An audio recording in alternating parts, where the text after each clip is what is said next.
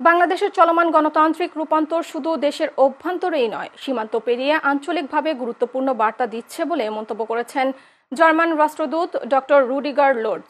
এ সময় বিশ্বের বিভিন্ন অঞ্চলে গণতন্ত্র যখন চাপের মুখে, সেই মুহূর্তে আগামী ফেব্রুয়ারিতে বাংলাদেশে অনুষ্ঠিতব্য জাতীয় নির্বাচনকে এক শক্তিশালী সংকেত হিসেবে বর্ণনা করেন তিনি। সম্প্রতি দেয়া এক সাক্ষাৎকারে রাষ্ট্রদূত বলেন, কৌশলগত গুরুত্ব, তরুণ জনগোষ্ঠী ও রাজনৈতিক অবস্থানের কারণে নির্বাচনের মাধ্যমে বাংলাদেশের গণতন্ত্রে প্রত্যাবর্তন আঞ্চলিকভাবে ব্যাপক দৃষ্টি কাড়বে। তিনি বলেন, এই রূপান্তর বাংলাদেশের জন্য অত্যন্ত গুরুত্বপূর্ণ। বাংলাদেশে আগামী বছর গণতন্ত্রে ফিরতে যাচ্ছে। প্রায় 12,70,00,000 ভোটারের অংশগ্রহণে বিশ্বের অন্যতম বড় এই গণতান্ত্রিক নির্বাচন হতে যাচ্ছে।